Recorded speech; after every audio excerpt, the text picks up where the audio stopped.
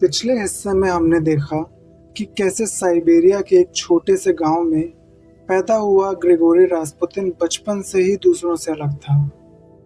उसकी आंखों में एक अजीब गहराई थी, उसके व्यवहार में बेचैनी थी और उसके जीवन में दर्द और हानि ने उसे अंदर से बदल दिया था।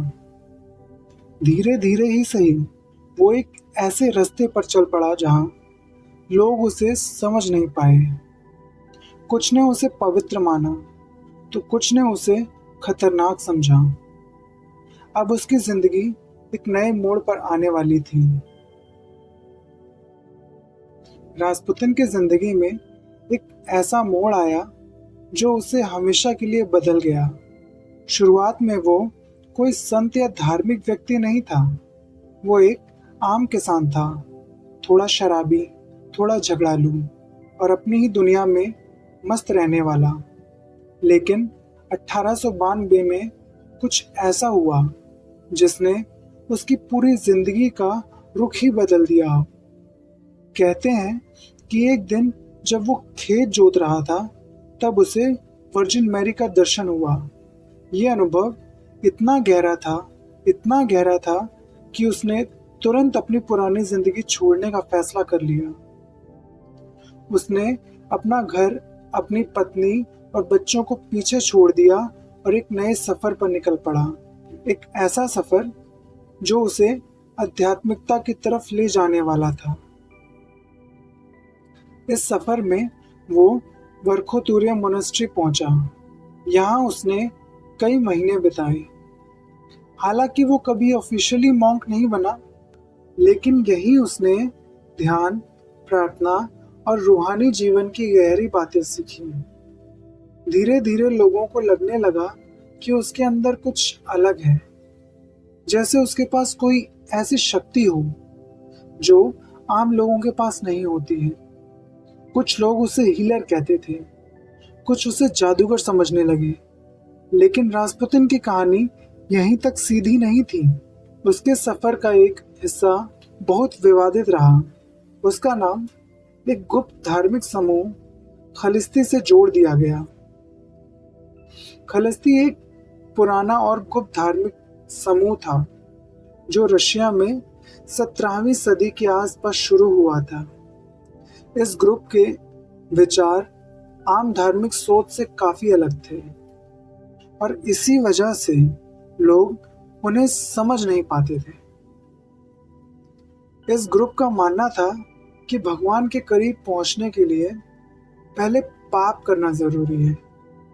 उनका कहना था कि अगर इंसान गुनाह ही नहीं करेगा तो वो सच्चे दिल से पश्चाताप का एहसास कैसे कर सकता है भला। इसीलिए वो जानबूझकर ऐसे काम करता था जिन्हें समाज गलत मानता था और फिर बाद में रो रो कर प्रार्थना करके माफी मांगते थे। उनके गुप्त मिलन को रदोस्तुवानी कहा जाता था। इन सभाओं में वो लोग एक घेरे में घूमते थे, नाचते और गाते थे। धीरे धीरे वो एक ट्रांस जैसी स्थिति में चले जाते थे और उनका मानना था कि इस दौरान होली स्पिरिट उनके शरीर में प्रवेश करती है। कुछ कहानियों के तो मुताबिक वो अपने शरीर को दर्द देने के लिए चाबुक का इस्तेमाल भी करते थे। उनका मानना था कि इससे शरीर का मोह कम होता है और आत्मा शुद्ध होती है। सबसे अजीब बात यह थी कि ये लोग समाज के बीच बिल्कुल आम लोगों की तरह रहते थे। वो चर्च जाते थे, धार्मिक रस्में निभाते थे ताकि किसी को उन पर शक ना हो। लेकिन रात के अंधेरे में वो अपनी अलग ही दुनिया में चले जाते थे। रास्पुतिन का नाम इस ग्रुप से जुड़ा और इसी वजह से उसकी छवि और भी ज्यादा रहस्यमयी बन गई। लोग कहते थे कि उसकी बातें और उसका जीवन इस ग्रुप के विचारों से मिलता है। एक तरफ प्रार्थना और दूसरी तरफ अय्याशियां।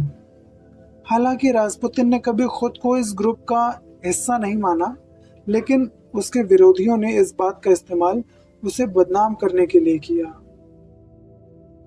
इस ग्रुप का एक और अजीब विचार था कि हर महिला माता मैरी का रूप है और हर पुरुष क्राइस्ट का। इसीलिए वो एक दूसरे को भाई बहन के रूप में देखते थे, चाहे उनके रिश्ते कितने ही उलझे हुए क्यों ना हों। खलिस्ती का कोई लिखित नियम या किताब नहीं थी। उनकी परंपरा, कहानियों, गीतों और गुप्त बातों के जरिए एक पीढ़ी से दूसरी पीढ़ी तक पहुंचती थी।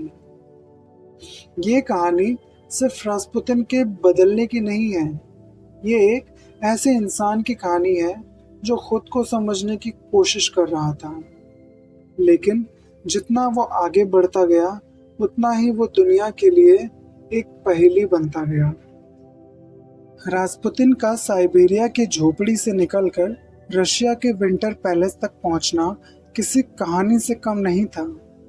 यह सफर सिर्फ जगह बदलने का नहीं था, बल्कि एक ऐसे आदमी के बदलने का था जिसे दुनिया धीरे धीरे या तो एक संत या एक खतरा समझने लगी थी। 1903 में जब रास्पुतिन रशिया की राजधानी सेंट पीटर्सबर्ग पहुंचा, तब शहर एक अजीब दौर से गुजर रहा था। अमीर लोग, खासकर उच्च वर्ग की महिलाएं, एक सच्चे आध्यात्मिक गुरु की तलाश में थी। कोई ऐसा जो उन्हें भगवान के करीब ले जा सके या उनके अंदर के डर और पाप को शांत कर सके। इसी बीच रास्पुतिन ने अपनी एक अलग पहचान बनानी शुरू की। उसका रूप बिल्कुल आम सा दिखता था। मैली कुचैली दाढ़ी, सादे किसान के कपड़े, लेकिन उसकी आंखों में एक अजीब सी गहराई थी। जब वो बोलता था, लोग बस उसे सुनते रह जाते। धीरे धीरे बड़े बड़े घरानों की महिलाएं उसे अपना स्पिरिचुअल गाइड मानने लगी थी। उन्हें लगता था कि रास्पुतिन के पास कोई ऐसी शक्ति है जो उनके मन को समझ सकती है। रास्पुतिन की बढ़ती हुई पहचान ने उसे रशिया का सबसे शक्तिशाली परिवार तक पहुंचाया। मॉन्टेनीग्रो की 2 राजकुमारियां, जिन्हें ब्लैक सिस्टर्स कहा जाता था, रास्पुतिन से बहुत प्रभावित थी। उन्होंने ही 1 नवंबर 1905 को रास्पुतिन की मुलाकात ज़ार निकोलस II और ज़रीना अलेक्जेंड्रा से करवाई थी। यह मुलाकात पहली नज़र में तो आम सी लगती थी, लेकिन इसका असर बहुत गहरा होने वाला था। ज़ार ने तब अपनी डायरी में लिखा था कि आज हम साइबेरिया के एक भक्त आदमी ग्रिगोरी से मुलाकात की। मतलब कि ज़ार ग्रिगोरी को एक भक्त समझता था। रास्पुतिन की असली एंट्री पैलेस में तब हुई जब उसकी मुलाकात एक बड़ी समस्या से जुड़ गई। ज़ार के बेटे एलेक्सी की बीमारी। एलेक्सी हेमोफीलिया नाम की एक जानलेवा बीमारी से पीड़ित था। इस बीमारी में खून बहना शुरू हो जाए तो रुकने का नाम नहीं लेता, या फिर यूं कहें कि जो खून जमाऊ मैकेनिज्म होता है शरीर में इंसान के, वो इस बच्चे में नहीं था। छोटी सी चोट भी जान ले सकती थी। उस वक्त की साइंस के पास इसका कोई इलाज नहीं था, और आज की साइंस के पास भी इसका कोई पुख्ता इलाज नहीं है, मगर मॉडर्न थेरेपी से इसे कंट्रोल किया जा सकता है। लेकिन उस समय ये व्यवस्था भी मौजूद नहीं थी। उस समय के डॉक्टर्स इस बीमारी के सामने बेबस हो जाया करते थे। मगर 1907 में जब एलेक्सी की हालत बहुत खराब हो गई और डॉक्टर्स ने उम्मीद छोड़ दी थी, तब रास्पुतिन को बुलाया गया। वो बच्चे के पास बैठा और उसे शांत करने की कोशिश करने लगा। उस कोशिश में शामिल था उसको आंख बंद करके आसपास का माहौल को चुपचाप और शांत करवा के सबको बाहर भेजकर, ताकि किसी भी प्रकार का शोर या आवाज़ ना हो। और उस शांति में उसने प्रार्थना की और कहानियाँ भी सुनाई। जैसे कि वो उसे डर से दूर ले जाना चाहता हो। और फिर कुछ ऐसा हुआ जो समझ से परे था। एलेक्सी का खून बहना रुक सा गया। धीरे धीरे उसकी हालत सुधरने लगी। इस घटना ने सबको हिला के रख दिया, मगर ये तो बस शुरुआत थी। वो घटना जिसके बाद जरीना अलेक्जेंड्रा रास्पुतिन की अंधभक्त बनने वाली थी, वो अक्टूबर 1912 में हुई, जब एलेक्सी के साथ एक खतरनाक हादसा हुआ। ज़ार निकोलस II और उनका परिवार पोलैंड के स्पाला में शिकार घर में थे। वहाँ एलेक्सी घोड़ा गाड़ी से उतरते वक्त गिर गया और इस बार उसकी जांघ के अंदर खून बहना शुरू हो गया, जिसे हम इंटरनल ब्लीडिंग कहते हैं। कुछ ही दिनों में उसका पैर सूज गया और दर्द इतना बढ़ गया कि वो चीखने लगा। डॉक्टर्स ने तो साफ कह दिया था कि अब कुछ भी नहीं हो सकता। पैलेस में उसकी मौत की तैयारी तक होने लगी और ये खबर अखबारों तक पहुंच गई। इस दौरान एम्प्रेस अलेक्जेंड्रा टूट चुकी थी। उन्होंने तुरंत रास्पुतिन को टेलीग्राम भेजा, मगर रास्पुतिन उस वक्त वहां नहीं थे, व्हाइट पैलेस से हजारों मील दूर। मगर तब के ज़माने में टेलीग्राम की वजह से जवाब दूरी का मोहताज ना बन सका।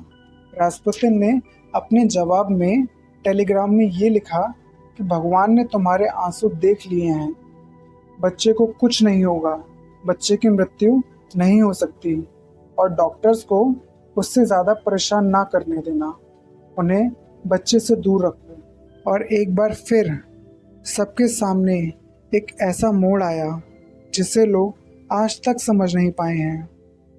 टेलीग्राम मिलने के कुछ ही घंटों के अंदर एलेक्सी की ब्लीडिंग रुक गई, उसका दर्द कम होने लगा और कुछ दिनों में वो ठीक हो गया। ये घटना एम्प्रेस अलेक्जेंड्रा के लिए सिर्फ एक इलाज नहीं थी, ये एक चमत्कार था उनकी नज़रों में। उस दिन के बाद उनका विश्वास रास्पुतिन पर पूरी तरह हो गया। वो उसे एक आम इंसान नहीं बल्कि भगवान का भेजा हुआ दूत समझने लगी थी। उन्हें लगता था कि रास्पुतिन ही उनके बेटे की ज़िंदगी का सहारा है और जब तक वो है तब तक उनके बेटे को कुछ नहीं हो सकता। उन्होंने रास्पुतिन को हमारा दोस्त कहना शुरू कर दिया और इस घटना के बाद रास्पुतिन के लिए पैलेस के दरवाजे कभी बंद नहीं हुए। वो जब चाहे अंदर आ सकता था और जब चाहे बाहर जा सकता था। धीरे धीरे वो सिर्फ एक मेहमान नहीं रहा, वो रॉयल फैमिली के अंदर का हिस्सा बन गया। इसमें सबसे बड़ा योगदान एम्प्रेस की करीबी दोस्त और लेडी इन वेटिंग अन्ना व्याब्रोवा का था। वो रास्पुतिन की इतनी बड़ी भक्त थी कि उसने पैलेस के पास ही एक कॉटेज ले लिया था। ये जगह एक ऐसा रास्ता थी जहाँ से रास्पुतिन बिना किसी दिक्कत के एम्प्रेस से मिल सकता था। इस तरह धीरे धीरे रास्पुतिन पैलेस के इनर सर्कल में इतना अंदर तक पहुँच गया कि वो सिर्फ धार्मिक बातें नहीं बल्कि राजा और रानी को सलाह तक देने लगा था। एक समय ऐसा आया जब एक गांव का आदमी एक पूरे साम्राज्य के फैसलों पर असर डालने लगा और यहीं से रास्पुतिन की कहानी और भी गहरी और ख़तरनाक होने लगी थी।